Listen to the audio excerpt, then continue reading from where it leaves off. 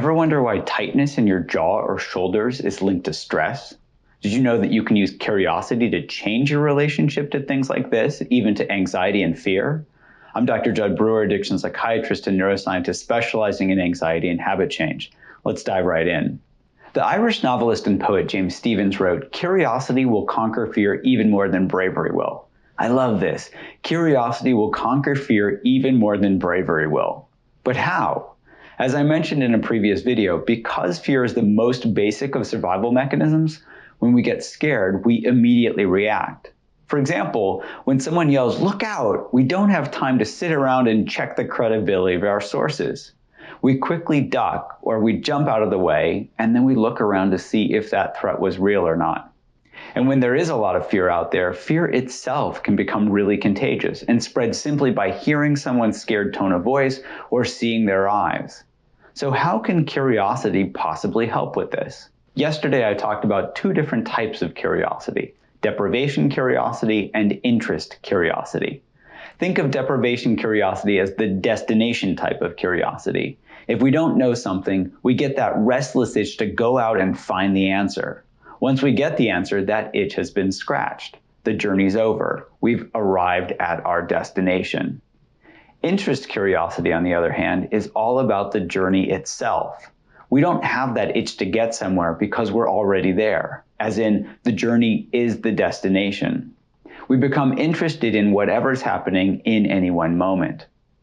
An easy way to tell the difference between deprivation and interest curiosity is to simply check in with how they feel in your body. Deprivation curiosity pushes or pulls you along, urging you to action, while interest curiosity is patient and inviting. With interest curiosity, there's no rush because there's no place to get to. You can even try this for yourself right now. Simply feel into your hands and see which hand feels warmer. Is it your right hand or your left hand? Or are they both exactly the same temperature? If you noticed a difference in temperature between the two, do you know why this is the case? I'll explain the physiology now. Ready? First, take a moment to notice what it feels like not to know the answer. Actually, as you might have already figured out, there isn't some medical explanation as to why one of your hands might feel warmer than the other. But hopefully from this little self-experiment, you saw and felt the difference between interest and deprivation curiosity.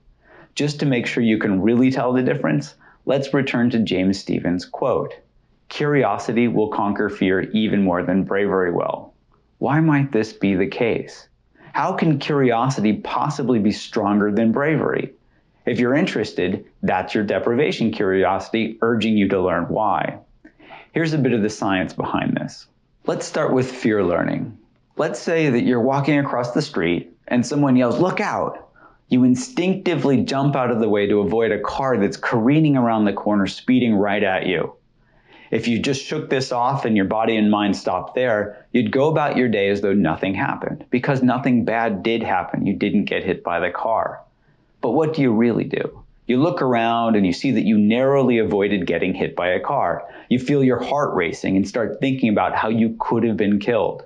Later in the day, you might even replay the event to a friend or a family member, describing how this reckless driver almost killed you.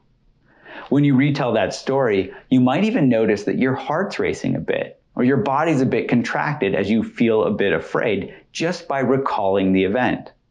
Later, if you walk quickly up a flight of stairs, which gets your heart pumping, that increased heart rate might trigger you to recall that event. Yes, our bodies hold associative somatic memories, which is just a fancy term for pairing certain physiologic states with memories of events and emotional states. Heart beating fast gets paired with the memory of almost getting killed. Let's explore an everyday example together. When you're stressed or anxious, do you hold this tension in your shoulders or your jaw or somewhere else? If you're someone who holds stress in your shoulders and back, say, you can even trigger yourself to feel stressed or anxious simply by tightening your shoulders.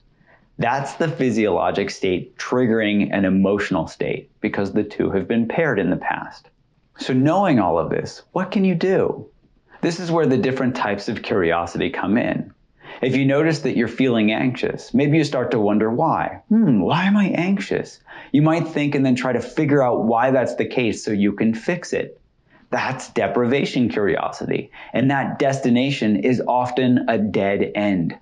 Many of my clinic patients get stuck in these why habit loops. Oh, why is this happening? How long is it going to last? They can't figure out what triggered their anxiety and then start worrying about how long it will last or what they can do about it. And then they just tighten up into a tight little ball of anxiety. Don't fall into this trap. If you notice that you're getting stuck in a why habit loop, you can use interest curiosity to pull you out. Instead of focusing on the why, focus on the what. This is important, so I'm going to repeat it. Instead of focusing on why you're anxious, focus on what anxiety feels like right in that moment.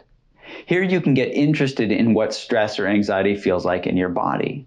And just like that hand exercise we did earlier, you can ask questions that pique your interest curiosity. Do I feel this more on the right side or the left side of my body? Is this anxiety in the front or the back of my body? What are the physical sensations? Is there heat? Is there coolness? Is there a vibratory quality? You can ask all sorts of questions. Now, this is not to say that curiosity will magically cure all of your anxiety overnight, but it is to suggest that curiosity as a quality of awareness is really helpful for helping us unwind stress and anxiety instead of winding ourselves up more. That's why I named the mindfulness app that our team developed for anxiety Unwinding Anxiety. Because mindfulness helps us focus on what it feels like instead of why anxiety is happening to us right now. This helps us change how we relate to our emotions and our body sensations rather than trying to fix them or change them. In fact, curiosity is a key skill for helping people step out of anxiety and worry habit loops. And as I've mentioned in earlier videos, our clinical studies show that app-based mindfulness training can reduce anxiety by 57 to 63%, even in people with generalized anxiety disorder. But you don't need an app to awaken your own curiosity. You can simply start practicing now. Whenever you feel stressed, you can simply drop into your body and get curious. Do that right, left, front, back exercise. Where do I feel it? What does it feel like? And you can start small and practice this curiosity exercise, short moments, many times throughout the day. If you're triggered by something that you read or see that's scary, take a moment to stop, get curious about your body's reaction, and see if you can help prevent your mind from winding itself up. And then you can rinse and repeat, short moments, many times throughout the day. Simply drop into being curious. As attributed to Tigger from Winnie the Pooh, life is not about how fast you run or how high you climb, but how well you bounce. So see if today you can move beyond bravery and instead build your balance by cultivating curiosity, one moment at a time. Onward, together. See you tomorrow. If there are topics you'd like me to cover, post them in the comments section below or tag me on Twitter at Jud Brewer. Subscribe to this channel to get updated when I post new videos, and please share this video with anyone who you think might benefit. Thank you.